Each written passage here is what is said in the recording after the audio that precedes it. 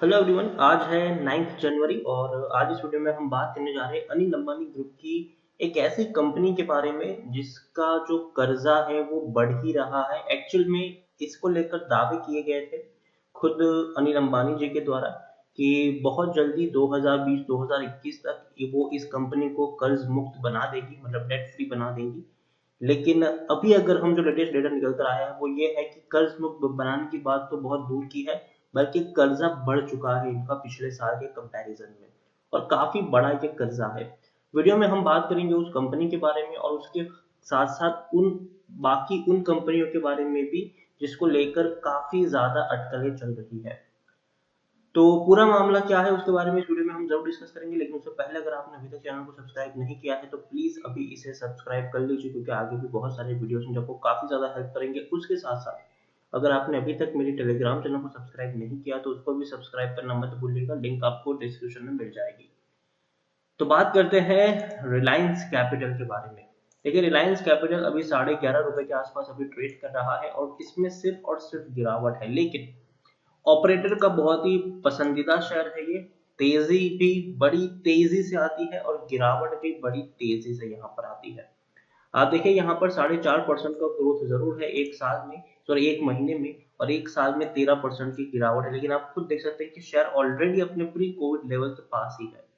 ₹13 के आसपास वो शेयर ये ट्रेड हुआ करता था पिछले साल जनवरी में। गिरावट आई कोरोना के चलते, ₹4 से भी नीचे टूट गया। फिर एक शार्प तेजी आई, 9.5 तक गया। फिर गिरावट आई, ₹6 तक गया। फिर शार्प तेजी आई, दोबारा 13 ₹13.5 तक पहुंच गया ये शेयर, ₹14 तक पहुंचा। फिर ऐसे गिरावट आई कि दोबारा शेयर ₹7.5 तक पहुंचा। दोबारा तेजी आई और ₹14 तक फिर से पहुंच गया शेयर। अब फिर से यहाँ पर गिरावट बनी हुई है। तो ऑपरेटर का पसंदीदा शेयर है, जब भी गिरावट आती है बड़ी तेजी आपको दोबारा से यहाँ पर देखने को मिल जाती है, और जब भी कोई बड़ी तेजी आती है उससे कई ज्यादा बड़ी गिरावट भी है। 3 साल में पूरा का पूरा पैसा ये डुबा चुका है। 98% की गिरावट है। ₹615 के लेवल से शेयर टूटकर नीचे आया है, और ये जो गिरावट है वो अभी भी रुकने का नाम नहीं ले रही है। आप देखिए, ₹850 के लेवल से टूटकर शेयर नीचे आया है। 2017 में काफी बड़े प्राइस पर शेयर ट्रेड कर देता था, लेकिन 2017 के बाद सिर्फ और सिर्फ गिरावट है, और ऐसी गिरावट जिससे ये कभी बाहर नहीं निकल पाया। माइक्रो कैप शेयर बन चुका है। सोचिए, एक वक्त में जो शेयर 2500 तक ट्रेड करता था, अगर मैं आपको इसका ऑल टाइम चार्ट दिखाने की कोशिश, तो इनका ऑल टाइम चार्ट आप देख सकते हैं कि 2007-2008 का जो वक्त था, तब ये शेयर 2700-2800 रुपए तक ट्रेड करता था। 11 जनवरी 2770 रुपए के आसपास शेयर ट्रेड कर चुका है।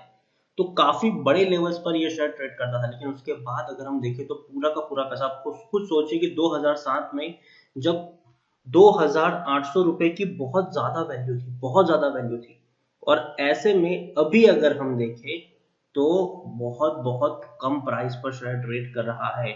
यही 2000 रुपए, 3000 रुपए आपने अगर किसी और बेहतर शेयर पे लगाए होते तो डेफिनेटली आपको बहुत ज्यादा प्रॉफिट हो जाता उस वक्त। लेकिन आज अगर हम देखें यहाँ पर तो भयंकर गिरावट इसने दिखाई भी है।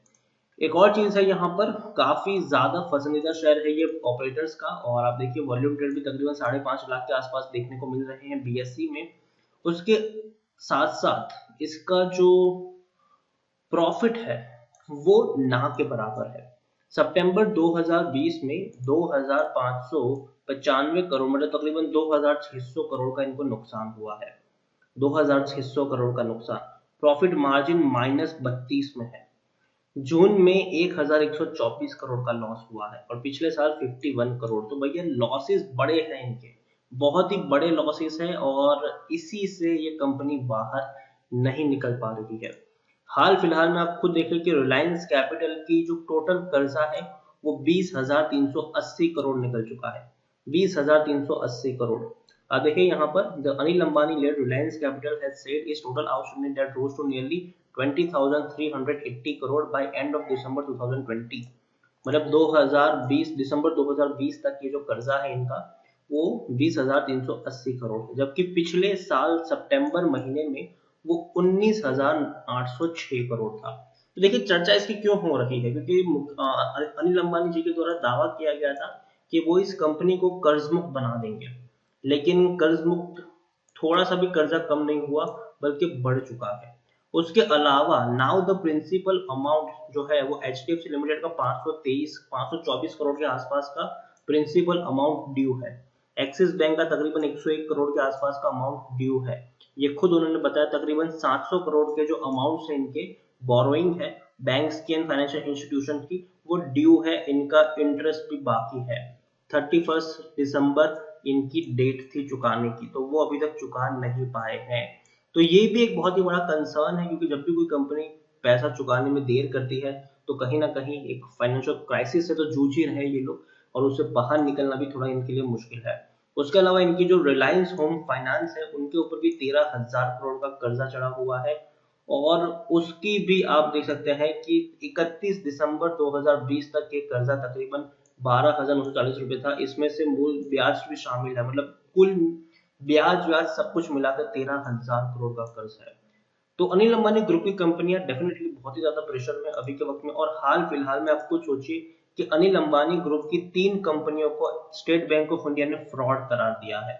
स्टेट बैंक ऑफ इंडिया जो इंडिया की सबसे बड़ी बैंक है, और ये मैं अपने से नहीं बता रहा हूँ, ये आज तक का ये आर्टिकल है। और देखिए कि देश की सबसे बड़ी बैंक भारतीय स्टेट बैंक ने दिल्ली हाई कोर्ट में अनिल अंबानी के रिलायंस समूह की 3 कंपनियां, जिसमें से Reliance communication RCom, Reliance telecom और रिलायंस इंफ्राटेल के बही खातों को फ्रॉड बताया है। बैंक ने अदालत में कहा है कि उनके ऑडिट के दौरान फंड का दुरुपयोग, हस्तांतरण और हेराफेरी सामने आई है, इसके लिए उन्हें फ्रॉड की श्रेणी में रखा है। मतलब कि इनके जो भी अकाउंट्स थे उसमें जो भी पैसा था उसको कहीं ना कहीं ठीक से इस्तेमाल नहीं किया गया, पैसों की हेराफेरी की गई है, और इसीलिए उनको फ्रॉड में रखा है। अब देखिए इन सारी चीजों से अनिल अंबानी ऑलरेडी काफी ज्यादा जूझ रहे थे, पैसा इनके पास था नहीं। सारी कंपनी अगर हम देखिए एडीएजी ग्रुप की, तो वो कर्जे में ही थी, और इन सारी घटनाओं से अभी इनकी मुश्किल और बढ़ गई है, क्योंकि अब एसबीआई इस मामले में बैंकिंग धोखाधड़ी को लेकर सीबीआई जांच की मांग कर रहा है। दिल्ली हाईकोर्ट ने एसबीआई से अनिल अंबानी कंपनी खातों को यथास्थिति बनाए रखने के लिए कहा है। देखिए अभी तो हाईकोर्ट ने कहा कि भैया जो है वो रहने दो अभी, लेकिन एसबीआई जो इतनी बड़ी बैंक है उन्होंने भैया सीबीआई जांच तक की मांग कर दी है कि जो भी है इसकी सीबीआई जांच होनी चाहिए। और इनकी 3 कंपनियों का बकाया अगर आप जानेंगे तो पता चलेगा कि भैया बहुत बड़ा ये कर्जा है, जो वाकई में इनके सामने नीरव मोदी और माल्या कुछ नहीं थे। ठीक है, आप यहाँ पर देखिए कि सूत्रों के अनुसार अनिल अंबानी की 3 कंपनियों पर बैंकों का 49,000 करोड़ से ज्यादा का बकाया, सिर्फ बैंक का 49,000 करोड़ से भी ज्यादा का है। जिसमें से रिलायंस इंफ्राटेल पर 12,000 करोड़ है, रिलायंस टेलीकॉम पे 24,000 करोड़ रुपए है। और अगर अनिल अंबानी ग्रुप की सारी कंपनियों को अगर हम गिन लेते हैं तो ये कर्जा तकरीबन 85,000 करोड़ से भी ज्यादा पहुंच जाता है। तो ये वाकई में बहुत बड़ी बात है, क्योंकि इतने सारे कर्जे बैंक के यहाँ पर बकाए हैं, और कहीं ना कहीं उन कंपनियों के ऊपर इसका असर पड़ता है जो कंपनियां अनिल अंबानी चलाते हैं या उनकी ग्रुप में आती है। तो इसीलिए अगर आप देखें तो अनिल अंबानी ग्रुप की कंपनियों पे तेजी आएगी, लेकिन गिरावट भी उतनी ही शार्प आपको हमेशा देखने को मिलेगी। प्रमोटर सिर्फ और सिर्फ बिकवाली यहाँ पर करे, सोचिए कि प्रमोटर मतलब अनिल अंबानी ग्रुप यहाँ पर है, सिर्फ 1.5% की होल्डिंग है, बाकी सारी होल्डिंग इन्होंने ऑलरेडी बेच दी है। सारी होल्डिंग बेच दी है उन्होंने, और यहाँ पर रिटेल निवेशक भर भर के खरीदारी करे जा रहे हैं यहाँ पर। टेक्निकल रेटिंग भी देखें तो अच्छी खासी नहीं है, न्यूट्रल है अभी के वक्त में। उसके अलावा भी अगर एक और चीज यहाँ पर हम देखें तो सिर्फ और सिर्फ पिछले काफी वक्त से यहाँ पर सिर्फ बिकवाली हुई है। 2019-2018 वो वक्त था जहां पर करोड़ों की क्वांटिटी अनिल अंबानी ग्रुप के द्वारा बेची गई है, रिलायंस इंडस्ट्रीज के द्वारा करोड़ों के शेयर्स में बेचे गए हैं यहाँ पर। और तो और आप देखिए प्रमोटर की होल्डिंग भी कुछ खास है नहीं, सारा का सारा अब पब्लिक के पास ही है। पब्लिक की ज्यादा खरीदारी करे, 94% के आसपास की होल्डिंग उन्हीं के पास है। प्रमोटर सिर्फ 1.5% की होल्डिंग है यहाँ पर ओन करते हैं।